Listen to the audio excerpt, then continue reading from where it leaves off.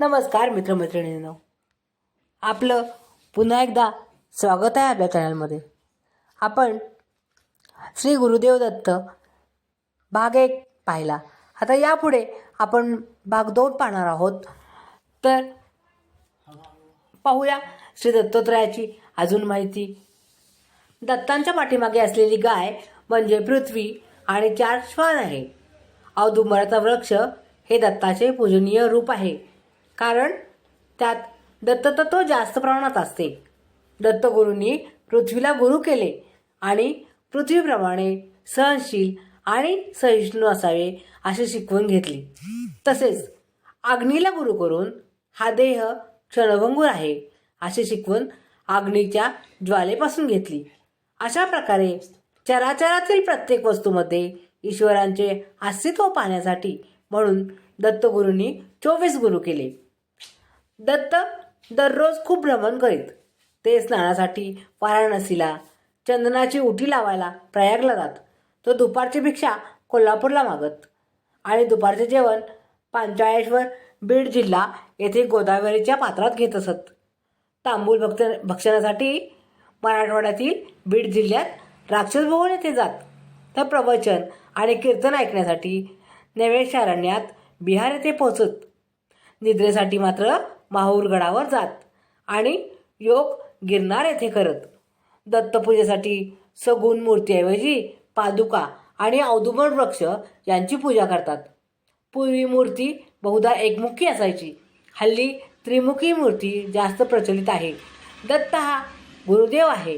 दत्तोत्रयांना परमगुरू मानले आहे. त्यांची उपासना गुरु स्वरूपातच करायची असते. श्री गुरुदेव दत्त, श्री गुरुदेव दत्त असा त्यांचा जयघोष करतात. दिगंबरा दिगंबरा श्रीपाद वल्लभ दिगंबरा हे नामधून आहे. दत्तोत्रयांच्या खांद्याला एक झोळी असते. तिचा भावार्थ खालीलप्रमाणे. झोळी हे मधुभक्षिकेचे म्हणजे मधमाशीचे प्रतीक आहे. मधमाशा जशा ठिकठिकाणी जाऊन मध गोळा करतात आणि तो एकत्र जमवितात, तसे दत्त दारोदारी फिरून झोळीमध्ये भिक्षा जमवितो. दारोदारी हिंडून भिक्षा मागितल्याने अहम लवकर कमी होतो, म्हणून झोळी ही अहम नष्ट झाल्याचेही प्रतीक आहे. श्री दत्तात्रयांचे 24 गुरु. यदु अवधूत संवाद. भगवान श्रीकृष्ण यांनी आपले अवतार कार्य संपवण्यास मानस उद्धवाला सांगितला. त्यावर उद्धवाने मला ज्ञान सांगावे अशी विनंती केली. तेव्हा माझा पूर्वज यदू याला अवधूत रूपात श्री दत्तात्रयाने मी 24 गुरुपासून घेतलेले ते ज्ञान तुला सांगतो असे म्हणत हे ज्ञान सांगितले. त्या गुरूंचे गुण व त्यापासून घेतलेले बोध हे सर्व उद्धवाला सांगितले. सदर उपदेशाचा श्रीमद भागवत पुराणात 11व्या स्कंदात अध्याय 7 ते 9 मध्ये उल्लेख आलेला आहे. परमपूज्य वासुदेवानंद सरस्वती स्वामी महाराज रचित दत्त महात्म्यातही यांचा उल्लेख आढळतो. जो जो म्या जयाचा घेत लागून तो म्या तया गुरु केला जाण. याप्रमाणे व्यक्ती, वस्तू, पंचमहाभूते, प्राणी, पक्षी या सर्वांकडून श्री दत्तगुरूंनी गुण ग्रहण करून त्यांना गुरु केले. या सर्वच गोष्टी भक्तांना अभ्यास करण्याजोग्या आहेत. 1. पृथ्वीपासून सहनशीलता हा गुण घेण्यासारखा आहे, कारण पृथ्वी सर्व प्राणीमात्रामध्ये आश्रयस्थान असून कितीही आघात झाला तरीही मातेप्रमाणे त्या सर्वांना सांभाळते.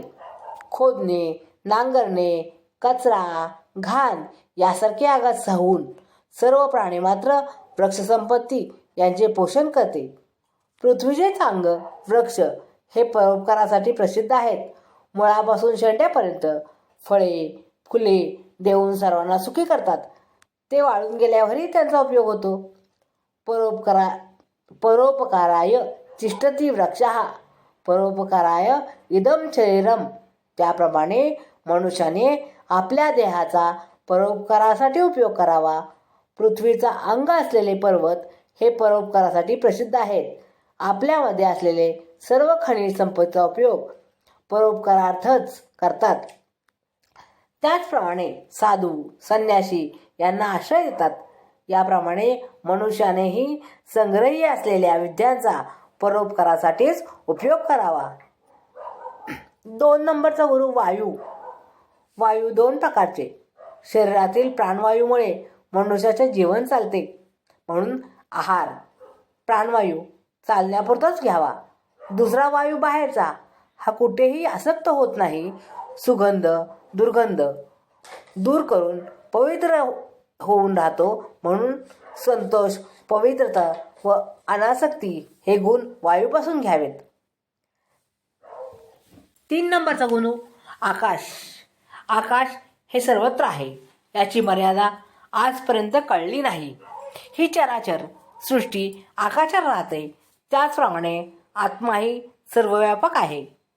शरीरे भिन्न असले तरीही देहामध्ये वास करणारा किंवा बाहेर असलेला आत्मा एकच अखंड स्वरूपाचा आहे.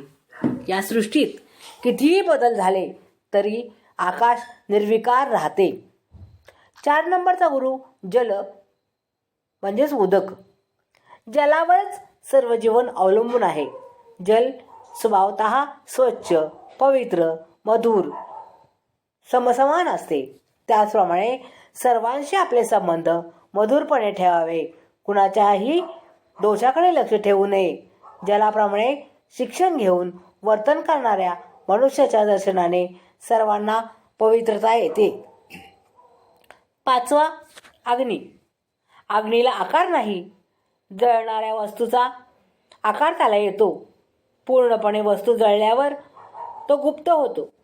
कोणत्याही वस्तूचा संग्रह तो करीत नाही. तेजस्वीपणा त्याच्या प्रख्यात आहे. अग्नीच्या ज्वाला क्षणभंगूर आहेत, तसेच मनुष्याचेही जीवन ही क्षणभंगूर आहे. आपण असेपर्यंत ह्या देहाचा सदुपयोग करून घ्यावा, अर्थात मोक्षप्राप्ती करता येते. 6वा गुरु आहे चंद्र. चंद्रावरील कला वाढत असतात. पौर्णिमेला पूर्णचंद्र दिसतो. पुढे कला कमी कमी होऊन अमावस्येला पूर्णपणे दिसण्याचा होतो. हे सर्व सूर्याच्या प्रकाशातील भागामुळे होते. चंद्र तसाच असतो. त्याप्रमाणे शरीरावर बालपणापासून मृत्यूपर्यंत भिन्न भिन्न अवस्था येतात, पण ही फक्त शरीरावरच असते. आत्मा असाच जसाच तसाच असतो. 7वा गुरु आहे सूर्य. सूर्य समुद्रातील पाण्याची वाफ करून यथायोग्य काळी वर्षा करून सर्व वृक्ष, प्राणी व मनुष्य यांना सुखी करतो.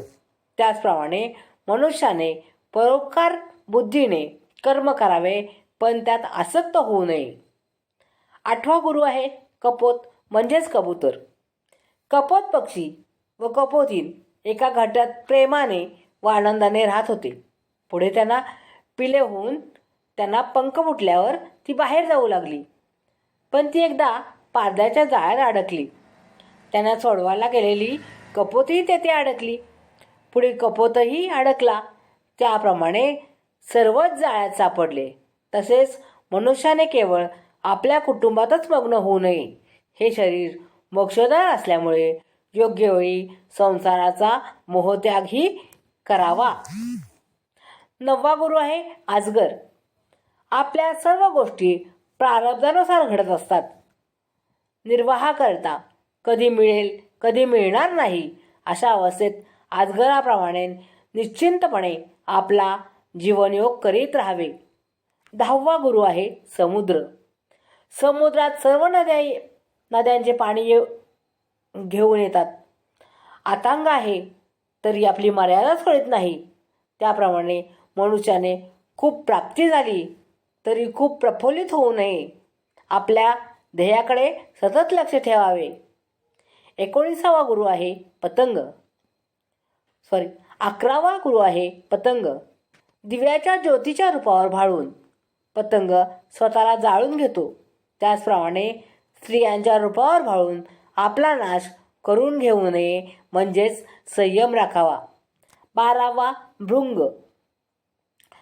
निरनिराळ्या फुलावरून भृंग मकरंद सेवन करतो, त्याप्रमाणे लहान मोठ्या सगळ्या ग्रंथांचे सार लक्षात ठेवावे व त्याप्रमाणेही आचरण करावे.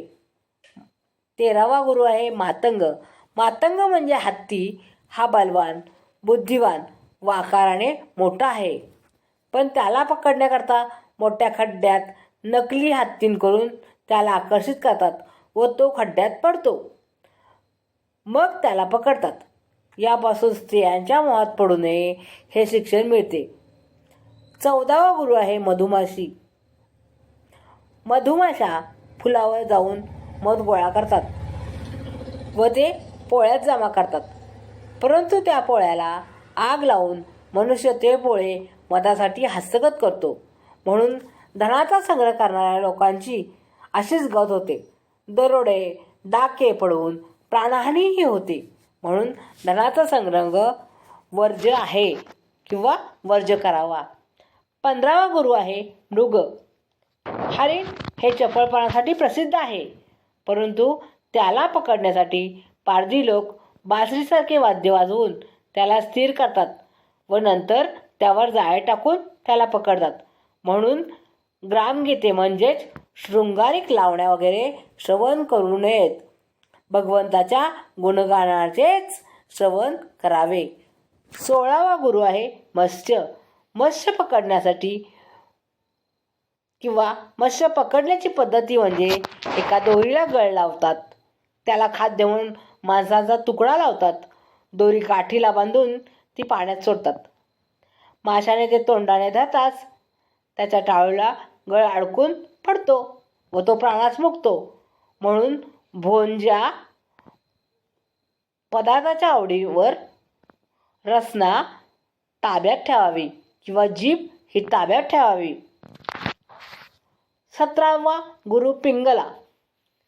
विदेह नगरामध्ये एक पिंगला नावाची सुंदर देखणी वेश्या राहत होती. धनाच्या लोभामुळे तिच्याकडील पुरुषांचे येणे पुढे बंद झाले. एके दिवशी घरात बाहेर येणे जाणे सुरू होते, तरी कुणीही पुरुष तिच्याकडे आला नाही. तेव्हा तिला एकदम आपल्या व्यवसायावर उपरती वैराग्य प्राप्त झाले व पुढे आत्मानंदात राहू लागली.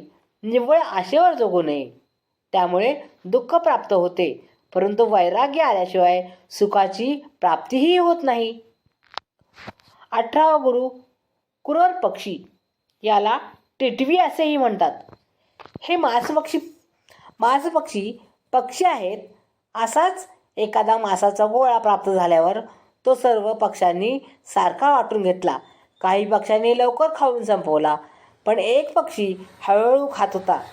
त्याच्याजवळ बरेच मांस उरले, म्हणून बाकीचे पक्षी त्या पक्षावर मांस खाण्यासाठी तुटून पडले. तेव्हा त्या पक्षाने मांसाचा तुकडा फेकून दिला. त्यानंतर त्याला कुणीही त्रास दिला नाही. तात्पर्य असे की परिग्रह किंवा संग्रह हा दुःखाला कारणीभूत होतो, म्हणून धनाधिकाचा संग्रह करू नये. 19वा गुरु आहे बालक. लहान बालक कोणतीही चिंता न करता आपल्या आनंदात मग्न असते. मान, अपमान, पाप, पुण्य इत्यादी चिंता त्याला असतात. ते आपल्या आनंदात क्रीडा करीत राहते. ती त्याची अंतर्वृत्ती आहे. याप्रमाणे मनुष्याला अंतर्वृत्तीने सुख मिळते. हे शिक्षण बालकाला गुरु करून मला मिळाले. 20वा गुरु कुमारी कंकण. एका उपवन मुलीला पाहण्याकरता काही पाहुणे तिच्या घरी आले. त्यावेळी घरचे सर्व लोक बाहेर गेले होते व तिला गायीसाठी म्हणून घरीच ठेवले होते.